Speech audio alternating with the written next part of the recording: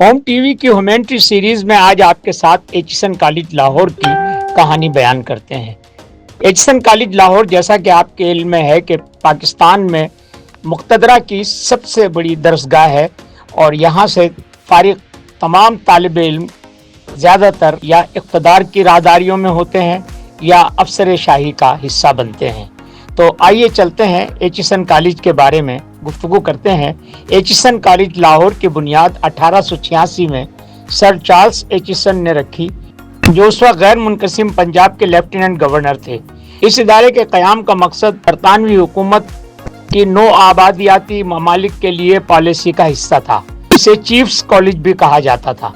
اس کے قیام کا مقصد مقامی ہندوستان کے حکمران طبقے کے بچوں کو ایسی تعلیم دینا تھا جو انہیں برطانوی انتظامی نظام، انگریزی زبان، مغربی تہذیب اور سامراجی وفاداری کے لیے تیار کرے۔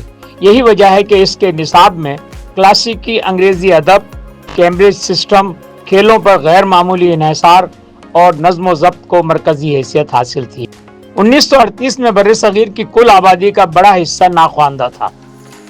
مردم شماری کے مطابق 1941 میں برطانوی ہندوستان میں خواندگی کی شرح صرف 16% تھی، جبکہ دیہی علاقوں میں یہ شرح اس سے بھی کہیں کم تھی۔ اس کے برعکس ایچسن کالج جیسے اداروں میں محدود تعداد میں طلباء پر غیر معمولی وسائل خرچ کیے جاتے تھے۔ فیسیں عام شہری کی پہنچ سے باہر تھیں، جبکہ داخلہ سفارش، خاندانی حیثیت اور سماجی مرتبے سے مشروط تھا۔ برطانوی دور میں ایچسن کالج سے فارغ التحصیل طلباء کو براہ راست سول سروس، فوج اور ریاستی انتظامیہ میں ترجیحی مواقع ملتے تھے۔ پنجاب کے کئی بڑے زمیندار، نواب، خان اور سردار اسی کالج سے تعلیم یافتہ تھے، جنہوں نے بعد میں برطانوی حکومت کے ساتھ وفاداری کے بدلے میں زمینیں اور خطابات حاصل کیے اور سیاسی اثر رسوخ حاصل کیا۔ یہ طبقہ آزادی کی تحریک کے دوران بھی ایک خاص تذبذب کا شکار تھا، کیونکہ اس کے مفادات براہ راست برطانوی نو آبادیاتی نظام سے وابستہ تھے۔ 1947 میں پاکستان بننے کے بعد سیاسی ڈھانچہ بدل گیا، مگر تعلیمی اشرافیہ کا تسلسل اسی طرح برقرار رہا۔ ایچسن کالج کو قومی ادارہ قرار دیا، تاہم عملی طور پر یہاں تعلیم تک رسائی اب بھی مخصوص طبقے کی ہی رہی۔ وقت کے ساتھ ساتھ جاگیرداروں کی جگہ فوجی افسران، اعلیٰ بیوروکریٹس، صنعت کار اور سیاسی اشرافیہ کے بچے اس ادارے میں نمایاں ہونے لگے۔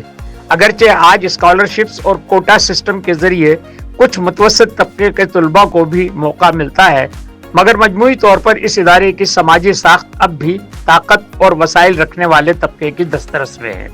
ایچسن کالج جیسے ادارے عالمی معیار کی سہولیات، کھیلوں کے میدان، کم طلباء پر زیادہ وسائل، مضبوط نیٹ ورک فراہم کرتے ہیں، جو فارغ التحصیل طلباء کو مستقبل میں برتری دیتے ہیں۔ اس کے برعکس سرکاری اسکولوں میں پڑھنے والے کروڑوں بچے بنیادی سہولیات سے بھی محروم ہیں۔ ایچسن کالج کا ماضی اور حال اس سوال کو تقویت فراہم کرتا ہے کہ کیا پاکستان میں تعلیم واقعی سماجی ترقی کا زینہ ہے یا اب بھی یہ طاقتور طبقوں کے لیے برتری کا معیار ہے۔